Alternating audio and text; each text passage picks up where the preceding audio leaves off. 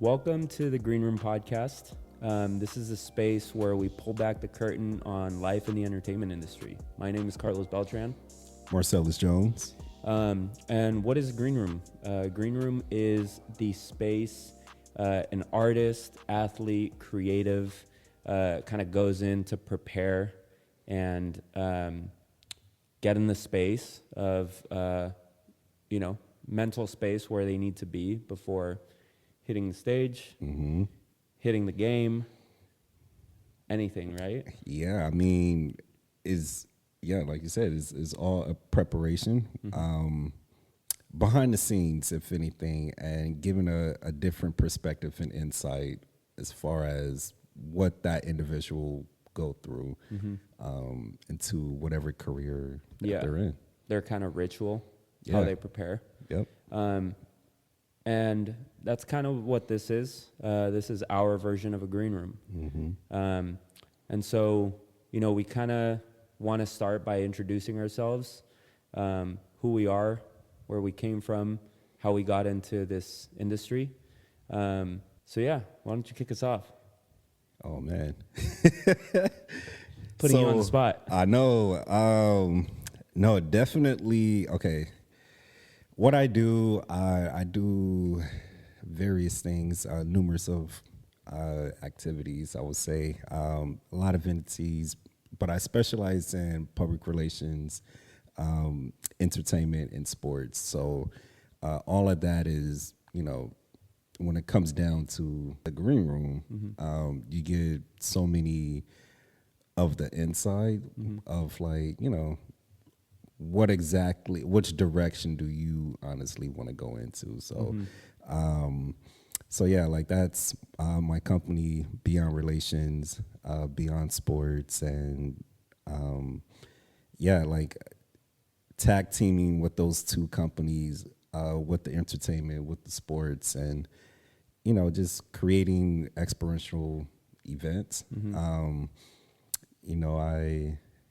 I definitely was always into events since high school, and starting off with the house parties, and you eventually want to get into the professional world after doing so many house parties, and that really led into the real estate. And as you're into real estate, you come across certain clienteles that that's in the sports industry or in the music industry. And for me, because I played sports, football and track, nice. I just decided to go full on the sports side, bringing in like the VIP experience and working with the athletes directly with their brands on the PR side. So, growing up, Inglewood, Gardena, went to Beverly Hills High School. Nice. Seeing the different of culture level, I would say, extremely diverse, and learning what on a cultural educational standpoint, what do they, where's their interest? Yeah. I would say, and how do they move up in the industries business wise? What is their mindset? It's like, so that kind of led into what I'm doing today. Yeah. Truthfully, it was a journey. Yeah. I mean, just by understanding what exactly I will want to do, and not just temporarily, but definitely going into it in that long-term standpoint. But I mean, it's fun. What was the first why did you want to get into this industry? Man, I mean, like I said, I've been doing a lot of house parties.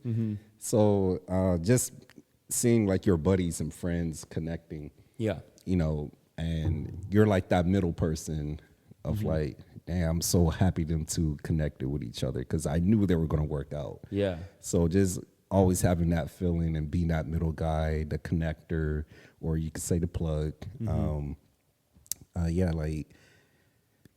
That kind of led into what I'm doing today, and then like, you know, again, like wanting to go into the professional standpoint, getting out of the house party world.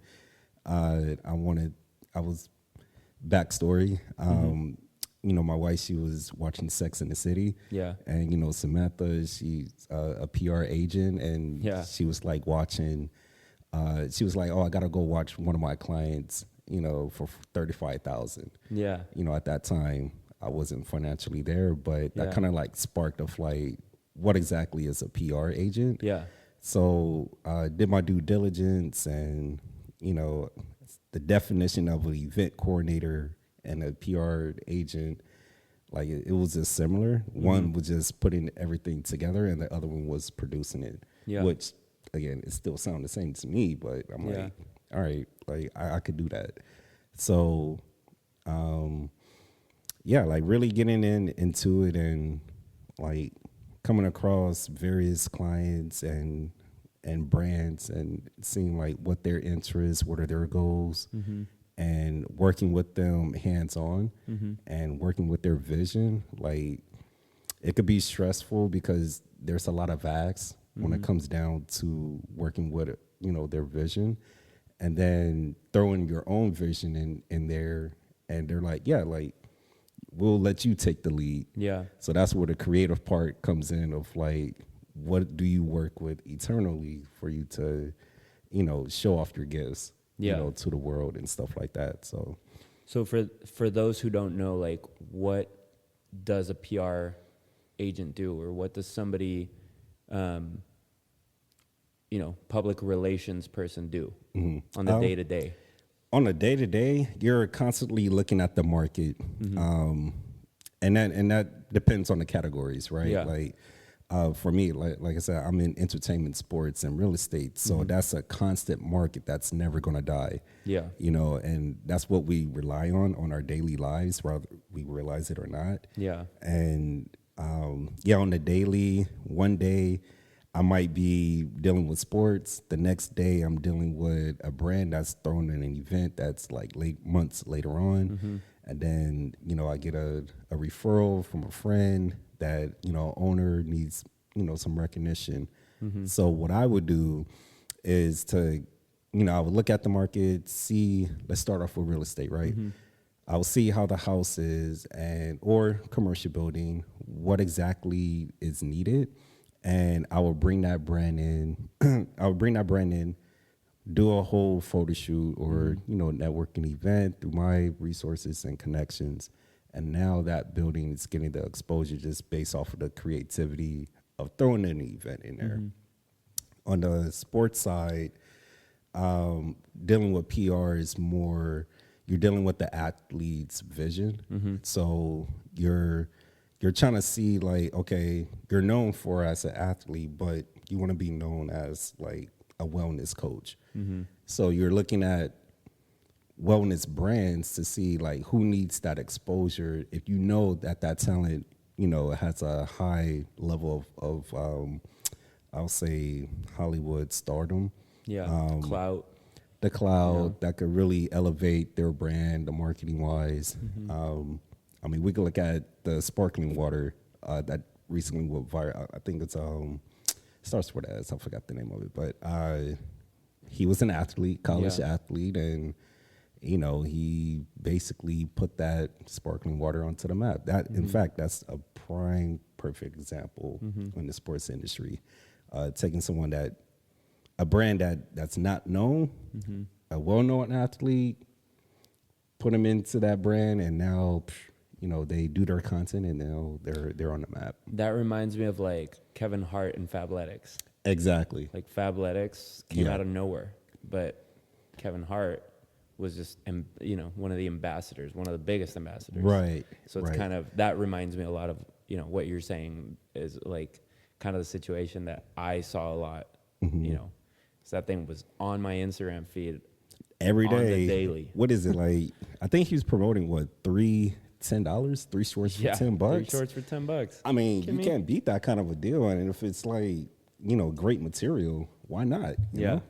Like, you know, honestly, I'm personally looking for a fabricator or like a manufacturer for my gym stuff, gym attire and stuff. So I don't know if anybody's out there. I'm just saying.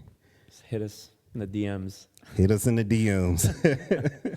That's awesome, man. No, that's cool to hear. It's cool to hear. I mean, we all have different journeys on how we got here. We met through a mutual friend here at Elevate Studios. And we were connected that way. And it's always like everybody has their own individual journey, how they got here. There's no like formula, you know, people ended up here their own way. Yeah. And it's always super intriguing to me on just hearing people's story, their journey. I'm from San Diego. You were born in LA. Yeah.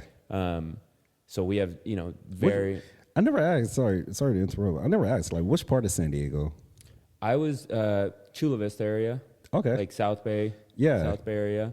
Yeah. But I mean, I went to elementary school in like Mission Valley area, then went back to Chula Vista for high school. Yeah.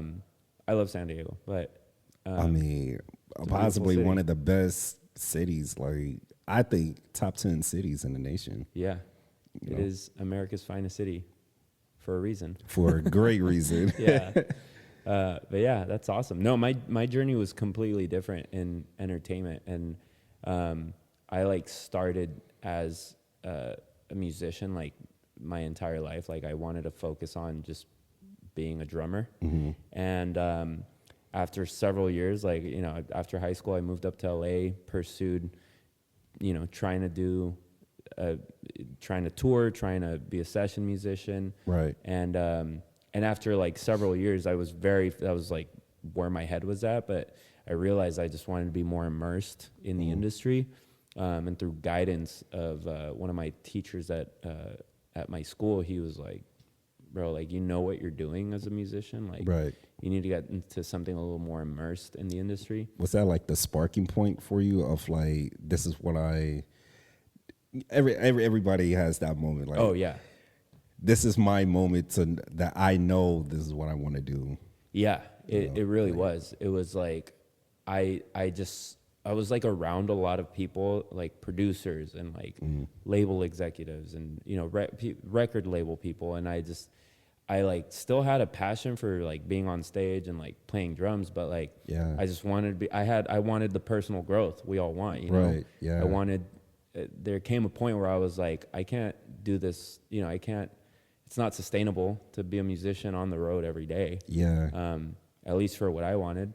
And so I moved back to San Diego, got into events, like live events, and that just, you know, it has developed into what it has, and I've met a lot of amazing people, connected with a ton of people, and after several years of doing that, I realized I had to be back in LA where the industry's at. Right. And so... What year was that? That was 20... So I moved back to San Diego in 2017 from LA. Yeah. Was there for a few years. Pandemic happened. You know, no events were happening during the pandemic. So I mean, well, a few was happening. A few were happening for sure. Yeah, no, I know what you mean. You know, technically speaking, there wasn't a lot of events, public events happening. Like, right. Where everybody was networking, and it was just like different. You know. Yeah. But that was like when I made the jump to like finally move back here, it was about like a year and a half, 2 years ago. Okay. When I was like, okay, I gotta be back in LA. I gotta be back in it. Was it eating you up, like that ambition, that it's like that thing. It's hard to really explain what it is, but I know, at least from speaking from experience, like when I was in the medical field. Like going to the 9 to 5, but then getting like texts and calls like, hey, like, can we meet up? Yeah. You know, and it's a very important client. And it's like that urge of like, I got to get out of here. Yeah. Like, it's kind of like Venom, you know, like you got to like get that thing out and stuff. Like, so I'm sure. No, yeah, it was very much like that. It was like, man, I'm like hitting a ceiling. Like, I want to do more, and and everybody I connected with, like, because the way I got back into kind of events was just as a promoter. I was like promoting my own events. I started with electronic music, and then I'm like a musician, so I wanted the live experience. Right. So I, started kind of meeting people, booking some tours, and like met a bunch of agents, met a bunch of managers, and everybody told me the same thing. They're like, "Why aren't you in LA?" Yeah. So that would eat me up even more. What was that? 2017, you said? That was give or take. That was like right after pandemic, like 2021 to 2023. Yeah, that was the era where everybody was finding themselves. For sure. Like no drinking was happening. Everybody was locked in with the wellness. NFTs was out. You know, people were looking at Florida like, all right, I think we need to move out there. Like, you're party goers, right? Yeah. So, LA was just like completely shut down.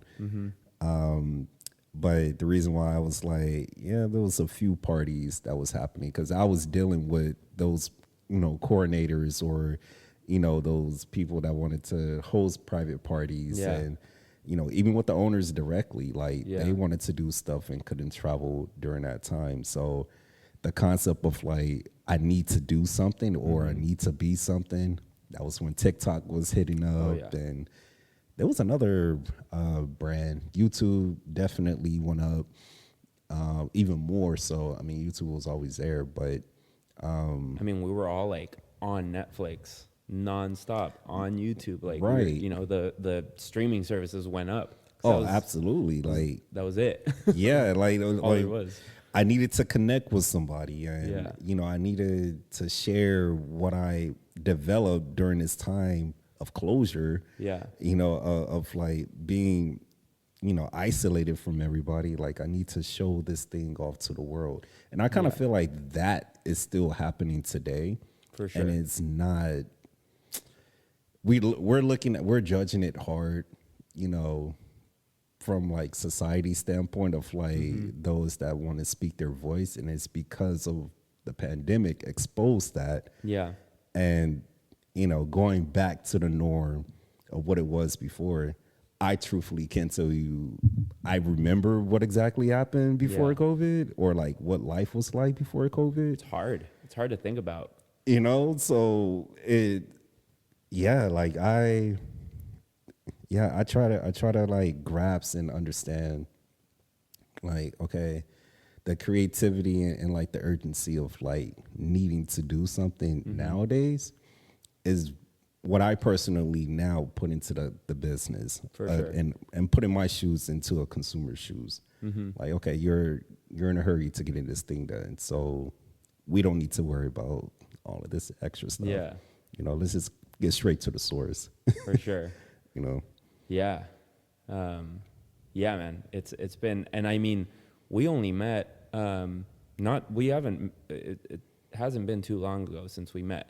We just recently met, and we both, like, going back to the idea of this podcast, is we both have a broad network of people that we've collaborated with, that we've worked with, that we just know from industry relationships. Yeah.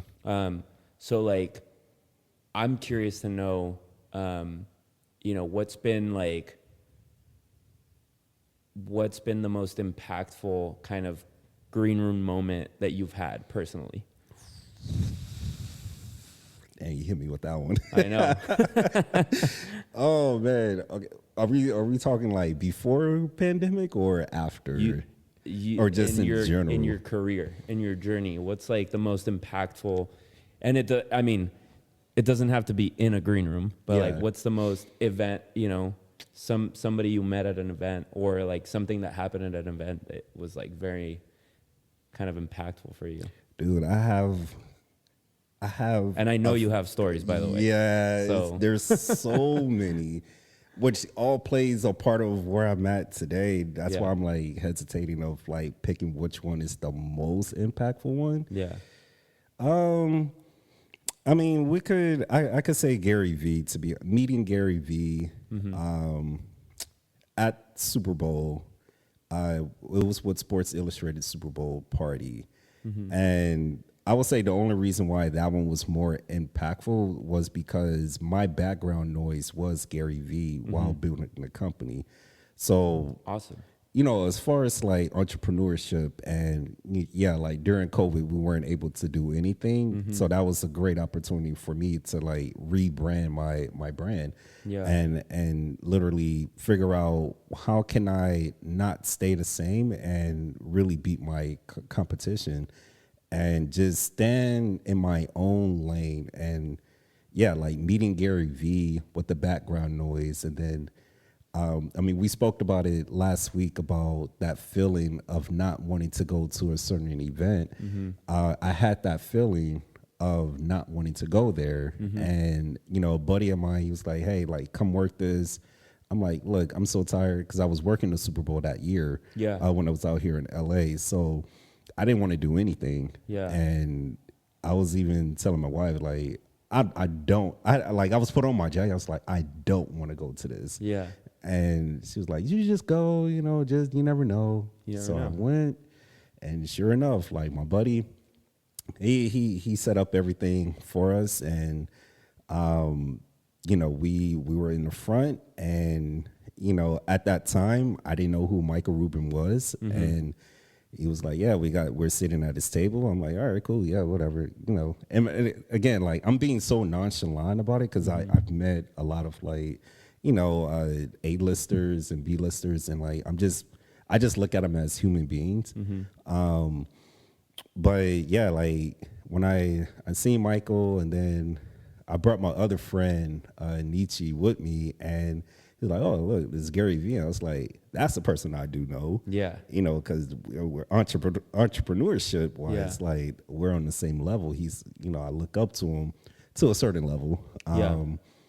Yeah, and I have a whole video of like the first encounter of me, meeting with him, and I was just letting him know, like, hey, like, I'm not trying to like be a super fan or anything like that. I'm just letting you know, like, I was not planning on being here tonight, and like I just pushed myself with being here, and I guess this was the reason why we met. Yeah. And he like tapped me. He was like, look, I'm really happy that you show.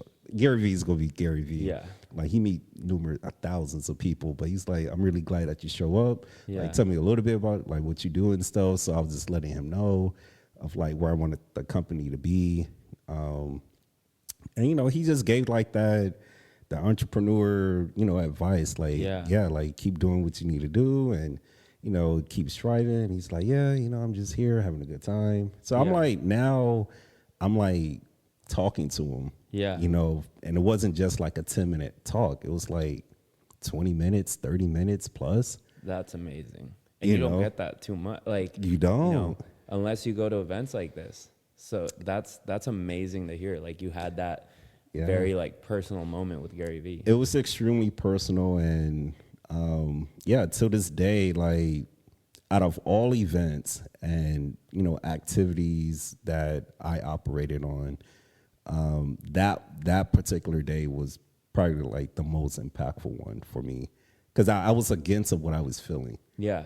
And if I would have not gone, I honestly don't know where I would have been. Yeah. Today. Yeah. But yeah, that was like the extra push for me. That's awesome. Yeah. I mean, I definitely don't take it lightly. Yeah. When it comes down to like meeting people and stuff like that, and I try to utilize the same mindset of like, hearing what they need to say, and like really looking at, like, I ask people all the time, like, what is your end game, like of your goals? And, they'll let me know, and then I'll be like, okay, my perspective, I think you should go in this direction. So like just giving that guidance and advice. Yeah. I just like to help.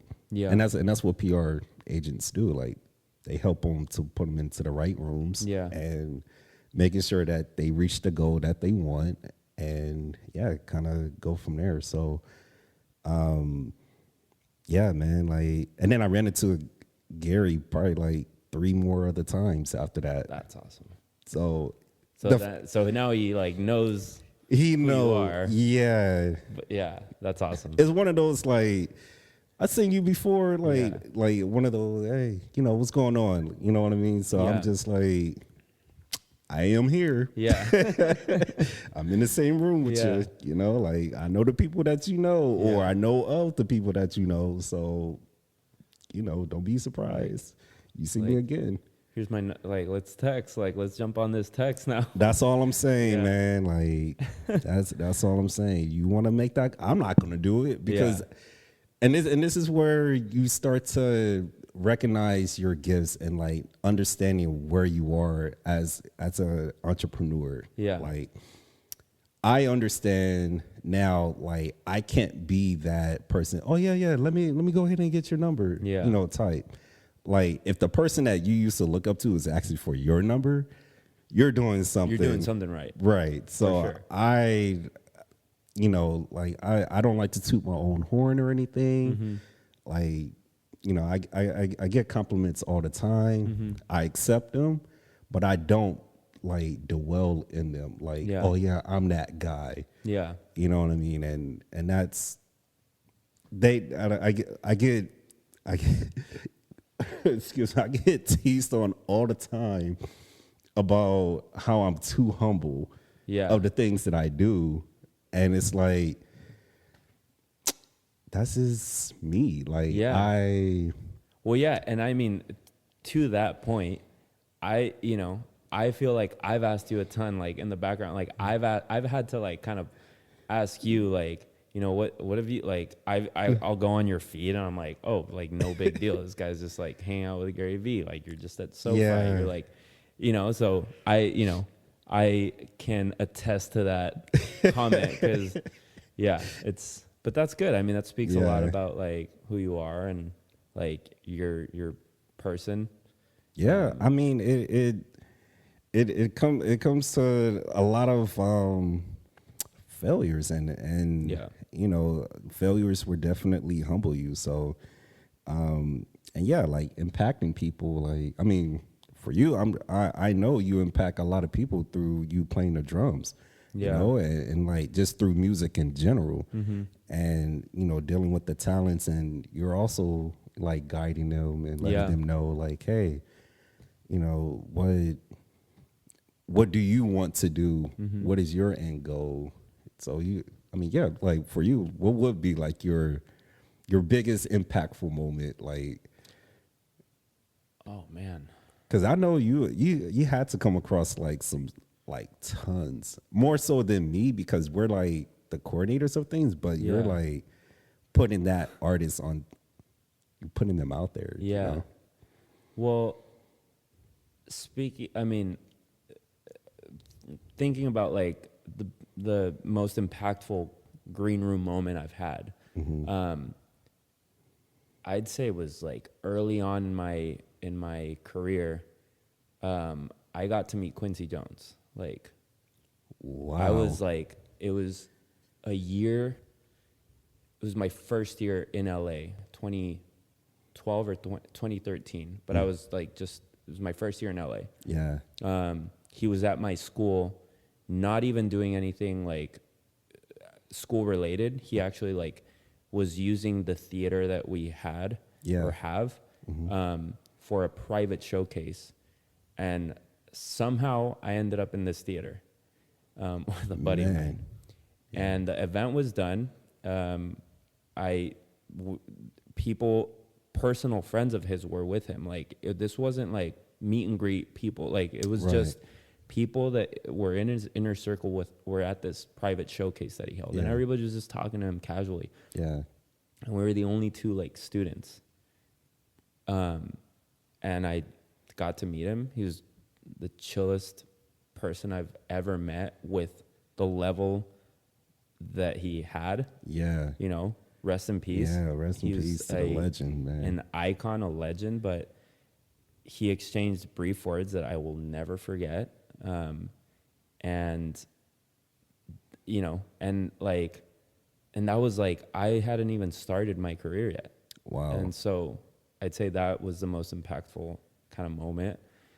And yes, and now like, hindsight now where I'm focused on management, artist management, I'm in this like new space of the industry that I love, and I'm navigating, and I'm getting to manage one artist right now and collaborate with a few people in the industry. Yeah. And yes, it's a lot of like guidance, and you're like, kind of helping somebody else navigate their career and their artistry. Yeah. And it's been a very like fruitful and very humbling experience too. Yes. But to your point, to what what you were saying is, yes, it is a lot of guidance. You're kind of, you're in a way, you're like learning yourself, like how to navigate this Right. this person, this relationship. Yeah. And so I always like look back to that first encounter, that first experience with Quincy Jones, and it was like, it like helps me today to what like I'm doing and how I'm navigating this industry. Nice. Yeah. I Yeah. mean, do you feel like you be putting a lot of pressure on yourself while managing these artists? For sure. Cause there's a I write a fine line of like, I don't want to like guide them in the wrong direction. Right. I feel a lot of pressure on myself to, make the best decision for them, career decision. Right. And in a way, it's like I want to prove to myself and prove to others that I'm doing a worthy good work. Yeah, I'm a worthy manager. I'm a worthy like, manager. I'm that guy for you. Yeah. And so, there's a lot of pressure that comes with it, for you, like kind of thinking about that for you, it's like, it's the same feeling that you might feel when like a brand like Nike, a big brand like Adidas, whatever, they're like kind of entrusting their brand to your vision for you to like take it to the experiential level. Yeah. So no, absolutely. Like, I mean, the very first time I encountered Nike was like before I really started off my real estate career. And, like that was when we were kind of like, I would say like we kind of crossed in a way where I myself was trying to produce events and like really trying to get the brand up. And everybody has like that one epic idea and be like, oh yeah, like this is going to make me hundreds, thousands of dollars, like I came across Nike through a building that's over in downtown that's now like a lawn fur building. They ended up buying that building, but they came by 3 like shuttle trucks, like shuttle buses, and all of them came in, obviously Nike attire, but all of them came in with their phones, groups of 5, and the moment I opened up the doors for them, they just walked in, took their photos, less than 5 minutes, and be like, okay, we're done here. Wow. It was probably the most intimidating like experience I ever had with a client that's like that. Yeah. And like they trust me of like open arms, make sure that the process was like good to go. And the cool part about it is that I didn't know they were Nike until the day of. So I didn't mentally prepare myself for that. And with zero experience of like knowing what to say and how to say it, I just kept my mouth shut. That was just like, don't say anything. Just let them do what they need to do. And when they're ready, they'll email or call you. Yeah. So that's exactly what I did. And then that's when they're like, okay, like we'll move forward with the building, send us over the information, contract, and we'll go from there. I'm like, that's awesome. Okay. You're like, okay, next steps. What's next? Yeah. But because it was kind of like the starting point of like working with brands that's like on the corporate level, like a real professional corporate level. Yeah. And like it was, like I said, it was definitely an experience where I'll never forget. And that definitely put me in my place of like where I needed to be as a brand. Because again, like I was mentally wasn't there. And then like, I mean, I have various stories of like working with a certain brand and even with a certain talent, you get your you know, your hits and you get Yeah. your misses. But yeah. What was something that you would have liked to know before going into this industry? On the sports side or the PR, Um, real estate? I mean, because they're all like, they're all different, and they all have their own. I love real estate. Okay. I'm going to start off with there. Okay. I wish I would have known versus what I know now is basically knowing how to properly put a contract together in the most simplest form and direct for the client to understand that these are the, you know, the do's and the don'ts. Because then I thought, you know, contracts were like 7 pages. Like, Yeah. why am I?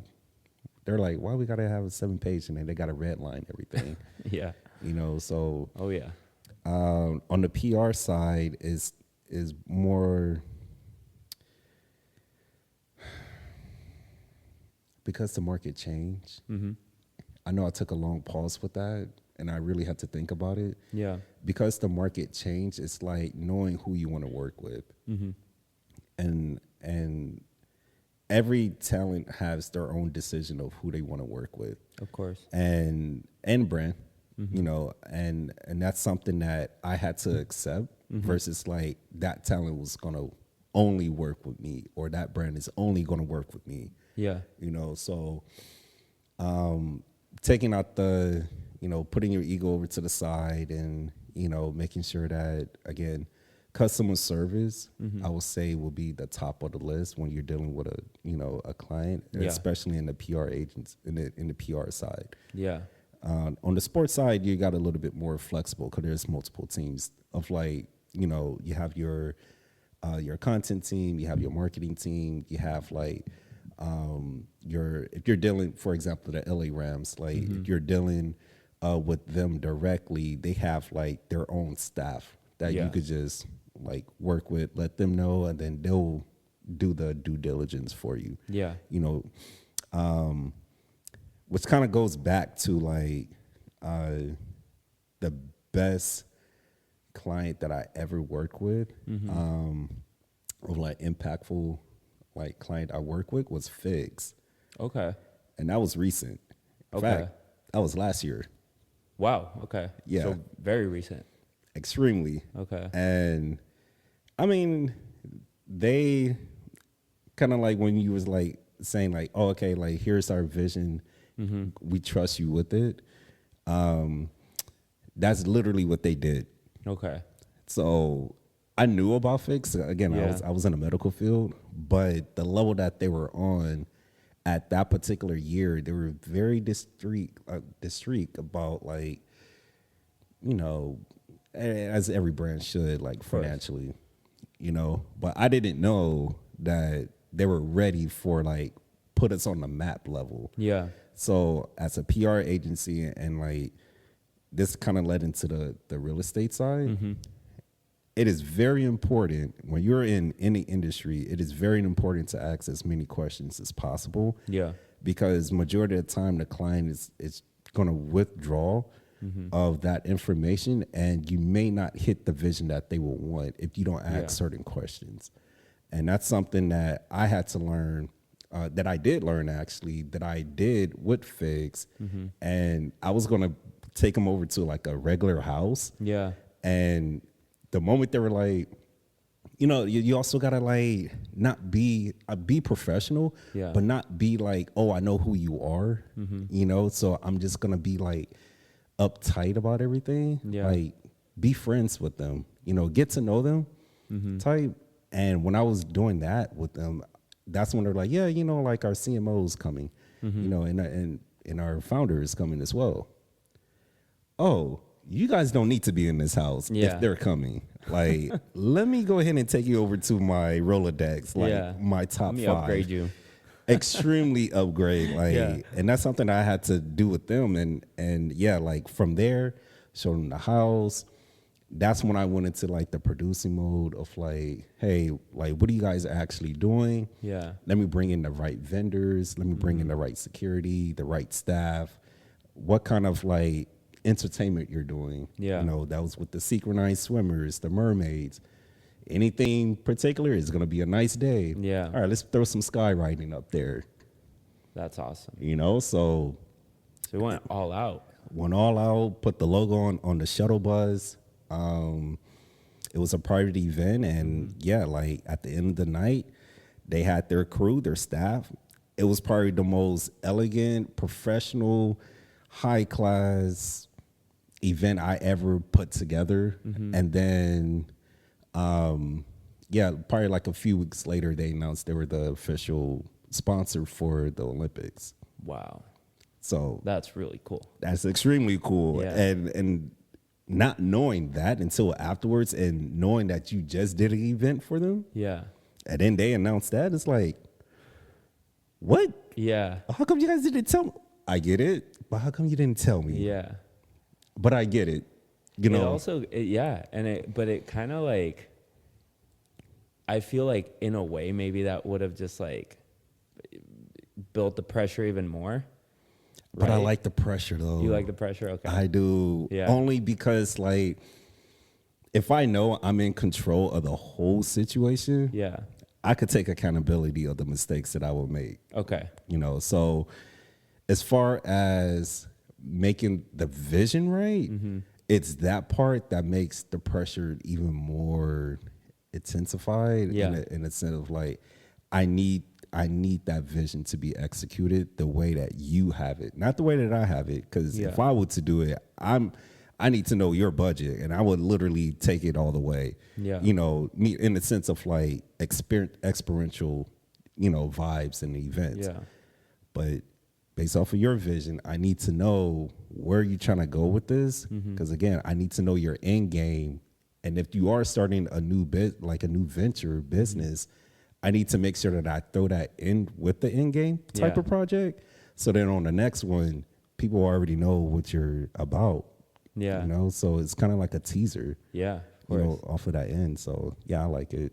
That's amazing. It's very, and this is where experience come in, but it's very like, it keeps the drive going. Like you Absolutely. gotta love what you're doing. Yeah. Otherwise we hear it all the time, but when you're in it and you're in certain situations and your back is against the wall, like you're like, all right, yeah, let's do this thing. Yeah. You know, like I've been down worse roads before. Yeah.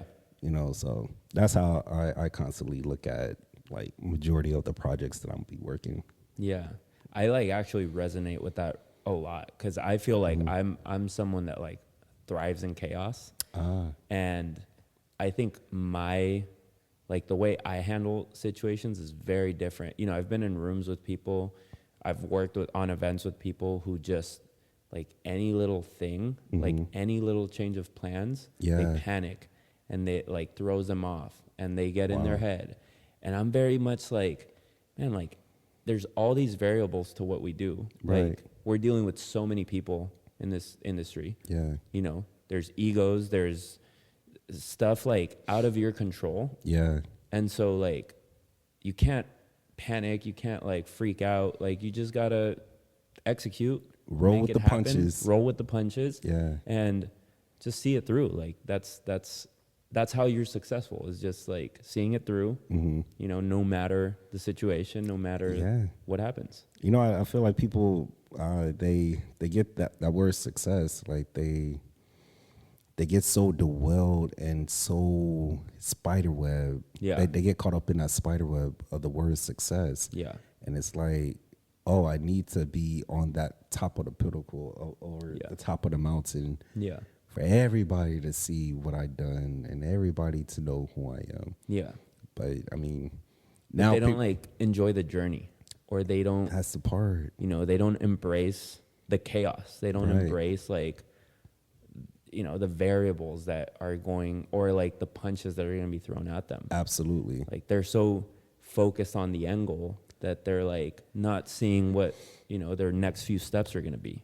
You know, I love how you just said that, because what came to mind was a video that was on Instagram. It was I think he was somewhere over in the European. I don't want to like get his cultural mixed up. Yeah. But he definitely had a strong accent, and he was a fireman, and he said he read a book, and basically with the book, I believe it was he was saying like it was a little boy and a horse, and he was talking to the horse. I mean, it's like an imaginational, illustrative type of book. But he was basically saying, the horse telling the kid it was smoky, and the horse was like, "Can you see what's ahead of you?" And the kid was like, "No."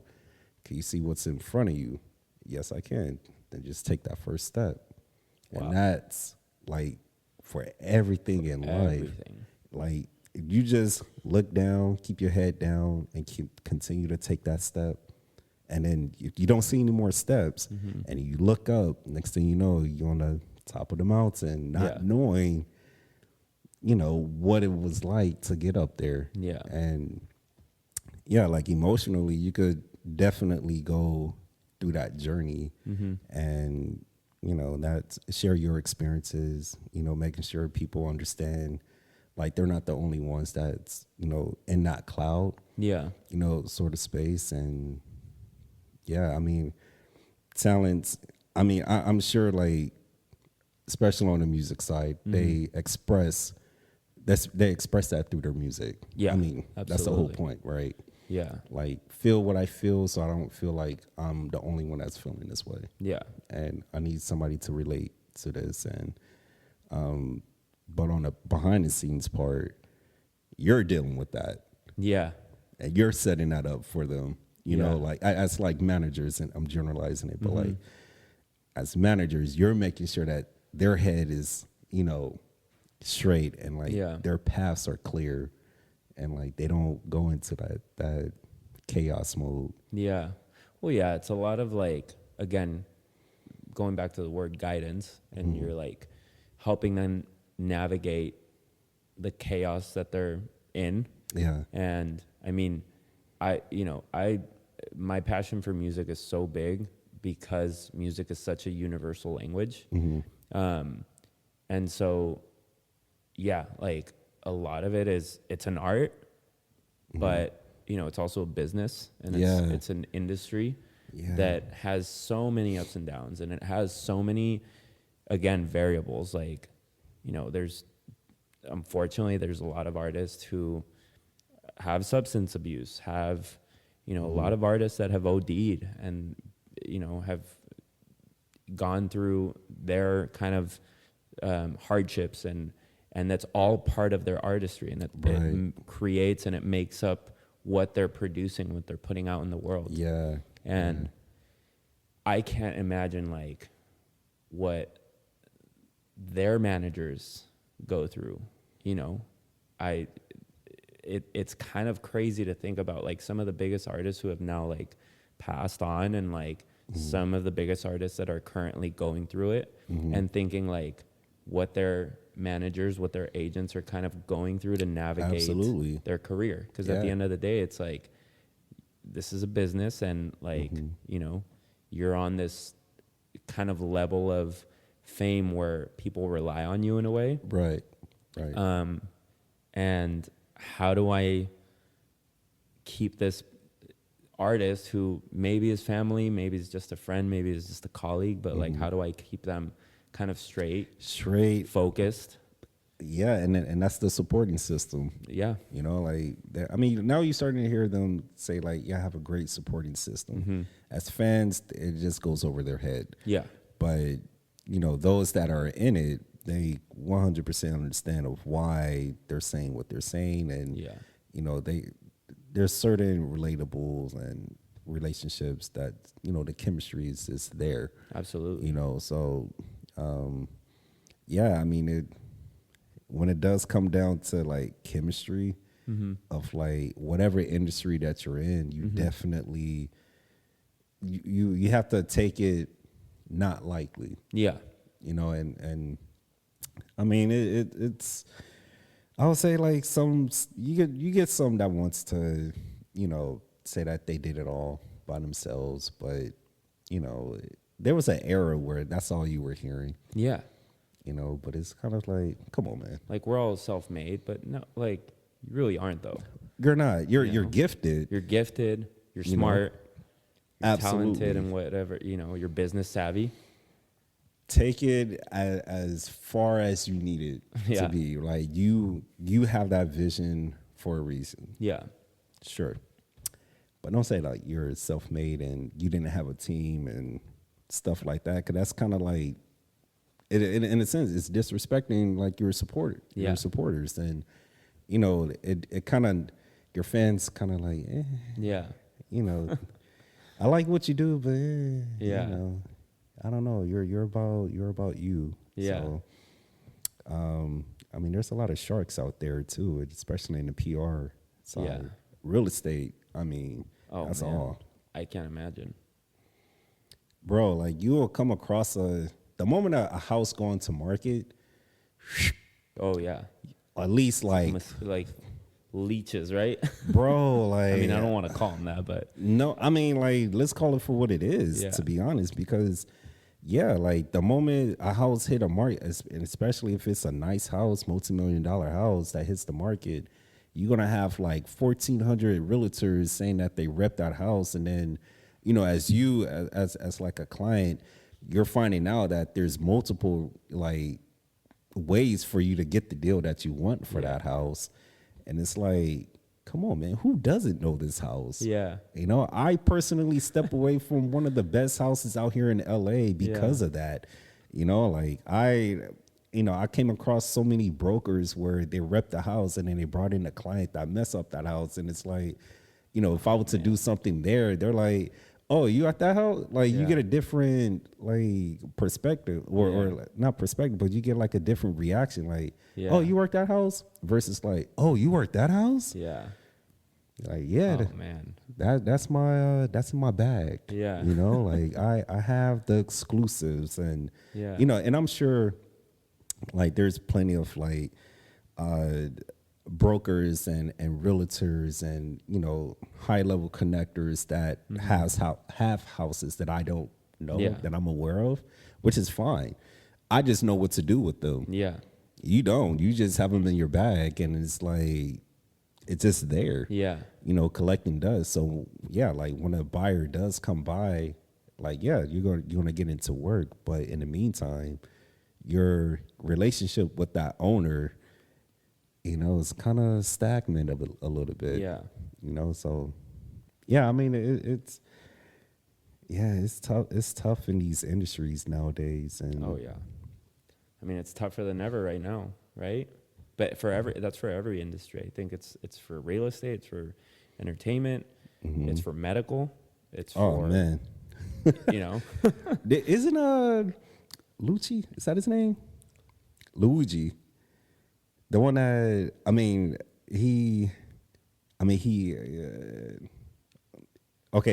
he basically murdered somebody because his mother was going or through some sort of medical situation and they didn't have like the proper medical insurance.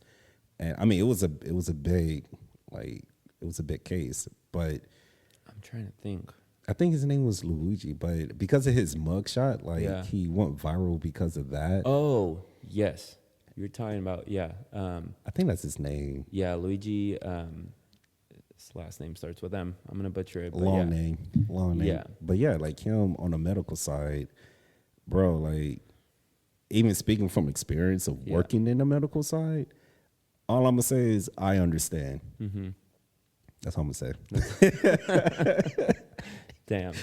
I mean, my wife, she's in it now. Mm-hmm. Like she works at, UCLA. So, you know, she's in it now and I can just see and sense of like, you know, there's certain information, you know, HIPAA. Of course. Like, we call it HIPAA, but it's like, oh, okay, that's why that happened there. And then there were news that later on got, you know, that I knew about months ahead of time that hit the news, and it's kind of that like, is just now like getting filtered. It's like, oh man.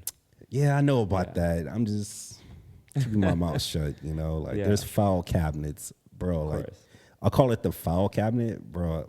You know, in Bruce Almighty, Oh my God, when yeah. he pulled a foul cabinet, Pulls it and it like, that's literally like all of my stories. Yeah. Like, I kid you not. I'm just like, oh, okay. Yeah, about this one. Yeah, we could talk about it. But yeah. we keep that on an exclusive level. We'll keep that on the deal. Yeah. That's awesome, man. Yeah. Well, yeah, this has been great. We'll get to like dive deeper and as this kind of develops. I think we'll kind of wrap this up by saying what is your ideal or your dream scenario green room hang, like whether it's somebody that's passed, whether it's like somebody that's currently alive, like who would be your green room entourage or hang? Rest in peace to Kobe. Oh man, yeah, Rest in peace to Kobe. And I wish I would have known more about his entrepreneur mindset, or at least where he was going to go with it. yeah, Because his basketball career was his basketball career. yeah, One of the best. He's in my top 5. I don't care what anybody say. He's Yeah. in my top 5. I'm a native in LA. Always rep the Lakers. I mean, now I'm more of an individual, you know, performance type of guy. So, but before his passing and like when he was venturing into like the filming industry and like, he won Oscars, and then he was going into like a little bit on the medical side, and then also like obviously with his shoes, but on a day-to-day basis. And I was just looking at his work ethics during like while he was playing basketball, one of the best ever. I was just wondering like how he was going to take that same mindset on the work ethics for his other ventures. gotcha.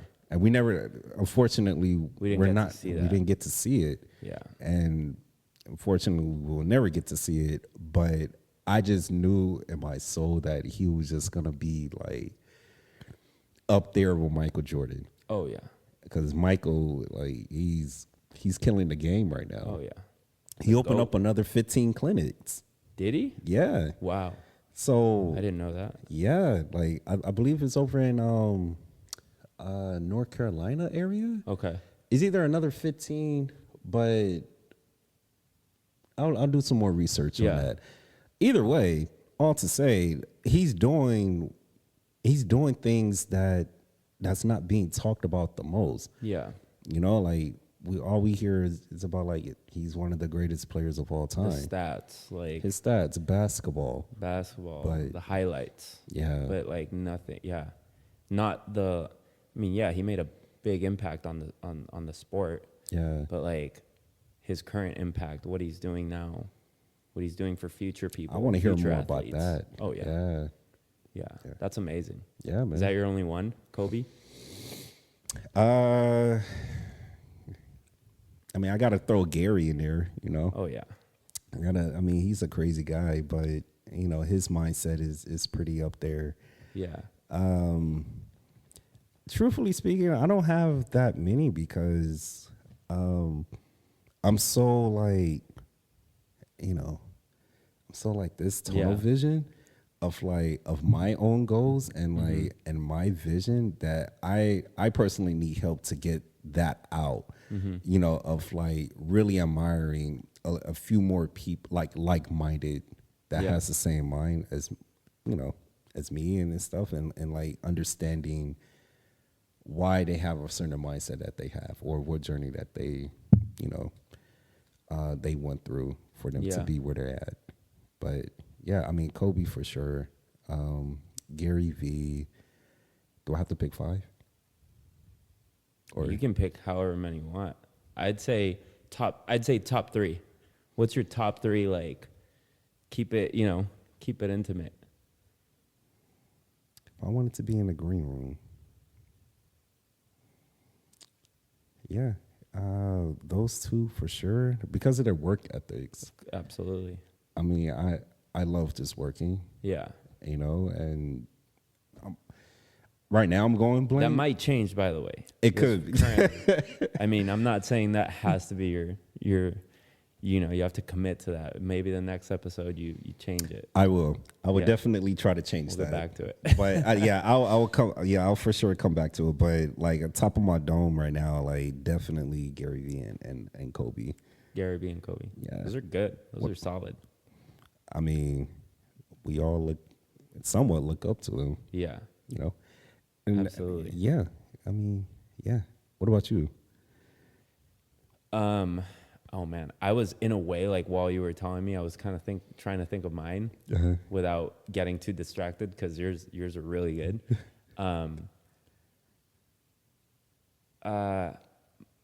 Michael Jackson would be one. Ooh. Michael Jackson would be one. He's a legend. He just stand and the whole room go crazy. Oh man, and I mean, I only say that because I got to meet Quincy and because, you know, I met one of the legends that worked with a legend and made one of the legends too. Yeah. Michael Jackson, same because just his like talent, his like, again, worth ethic. I mean, the way he just like, even like, you know, everybody saw, or if not most people saw This Is It, you know, the documentary that came out right before his passing. Yeah. And you can just tell, like, when he's with his staff and with his band, he's so respectful and he's also, like, to the point, knows what he wants. So he has, like, he just, like, knew, how to, like, lead his team and knew what he wanted. Yeah. So that, like, mentality and that, like, ethic is really admirable. Yeah. That's a good one. That's a good one. I might have to put him in my top. Yeah. I mean, MJ, man. Another MJ. I know. And then a current one, a lot of people might not like this one. I really admire him. I think he's one of the most influential individuals. Started in the kind of college party area, but Scooter Braun is somebody I really admire. Wow. And I really like looked up to him early on when I started getting more immersed in the like managerial side and the like promoter side because of how he started. Right. Another person whose worth ethic is insane, and like everything he's done from management to being an entrepreneur to film and television to tech. I mean, yeah. I mean, he's just as up there as like Gary and everybody else. Absolutely. Like, and what's crazy is, I mean, you hear him talk, you hear, you know, interviews that he's in, and people are like telling him everything he's done, and then he says, he always just kind of mentions like, man, and I haven't done half of what I want to do, or I haven't even done that much, and I'm like, what are you talking about, man? Yeah. You've done a lot. Yeah. No, but someone like him saying that, I can somewhat relate. Yeah. You know, I look at other people as well, and yeah, I'll hear other people like they'll top of the pinnacle and you know they got everything, and even speaking like with the owners, they're like, yeah, you know, I still feel like I need to do something, Do more. Yeah. And that's crazy to think about people who, you know, we know, or people who like are in our network that are way older than us, that have accomplished so much. So many things. That to us, you'd be like, that person's been successful. Right. And then you hear them talk and they're like, oh man, I'm not done. Yeah. And it makes me want to know, like, why do you have that same mentality? Yeah. Like, what is driving you right now at that age? Yeah. You know, like you're twice as my age. Yeah. You know, or close to twice my age. Yeah. You know, like mentor me, or like, you know, kind of, you know, give me some gems a little bit for me to at least help the next generation. And I mean, truthfully, we spoke about it last week. I'm like a somewhat historian where I like to know who the first of the, who the started pioneer everything, was. who's the pioneer. Yeah. And, I mean, we go way back in the biblical days of like, I mean, we'll go a little bit off topic with this Yeah. one, but it's going to lead back into what we're talking about. There's obviously writers and the main writers of the Bible, right? But then you also have on the day-to-day basis, you have those writers, let's say Luke, Paul, Peter, you have them. But then if you look at today's society, there are multiple ambitious creators and entrepreneurs. Absolutely.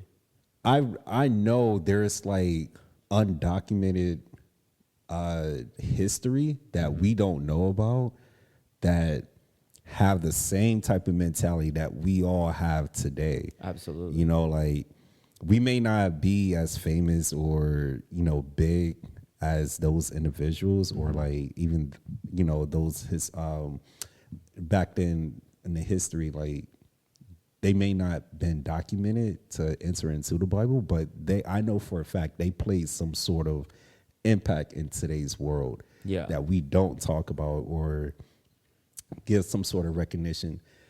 And it probably does happen in other countries. Yeah.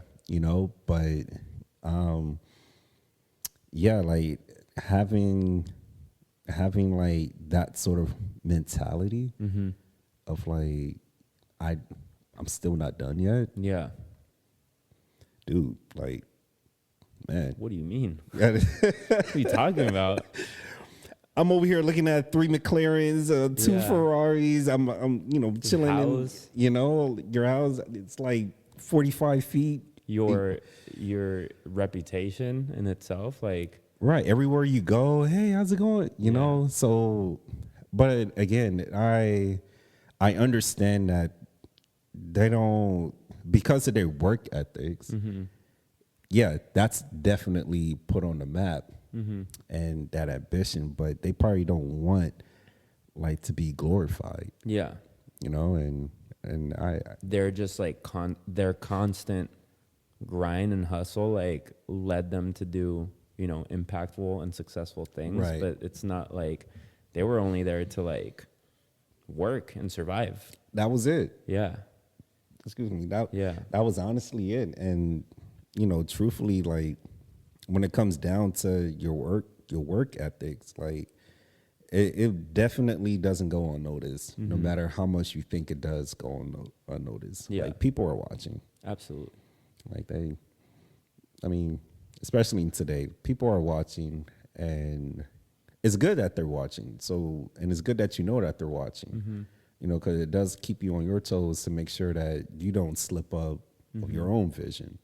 You're not doing it for them, but it's more so for you to know that there is a supporting system out there. Yeah. I mean, they're supporting from a distance. Yeah. Everybody got their own journey at the end of the day. Yeah. And people like to relate to like other people's journeys, I feel, So. Absolutely. Yeah. Like who could be the most, not the most, but like who can I relate the most with? Yeah. But I mean, we could definitely say that for the next. Yeah. We'll say that for the next one. But yeah, that's awesome, man. It's been good. It's been a very like awesome conversation, and we're gonna keep it coming. Yeah, it's only episode 1. Any viewers have any topics that you want us to discuss? Yes. Any insights as far as anything that we didn't cover on this first episode, we could definitely cover in the next few. Yeah. If you guys need any sort of exposure, feel free to DM us, email us, and we'll do the best we can to help you out on that, brand wise, individual wise. Also, where we at is Elevate Studios. Let's shout out, of course. Yeah, we gotta shout out. Put the studio on the map. Put the studio on the map. Yeah, we're at Elevate Studios here in Culver City. Shout out to Elite AV and LAAV. This is headquarters for Elite in LA. And you know, we're at this amazing facility at Elevate Studios. 53,000 square feet. Absolutely. So anytime you guys want to come by, check it out. We're just on one side. It's like our co-working, working side. Yeah. But we have a 4x26 LED wall, full production. Yeah. I mean, 34 parking spaces, including, you know, the parking lot next door with Whole Foods at the Arc building. I mean, yeah, man, you could throw a whole festival over here. You really can. Like 3,000 people. There's nothing you can't do at this space. No. And hidden gem for sure. Hidden gem for sure. And we're, you know, we get to be, we're lucky we get to be a part of this space and collaborate with Elite and LAAV to, you know, host this podcast and host this platform. Yeah. So, you know, stop by. Yes, DM us for any topics that you'd like us to discuss. We're planning on, you know, having some guests and some people in our network that we know. I got a few. Yeah, same. That we know have navigated their own journey and have been successful doing it. And so, yeah. Thanks for watching. Yes, absolutely. And until next time. Until next time. The green room. The green room. Have a good one, guys. Let's do it. All right.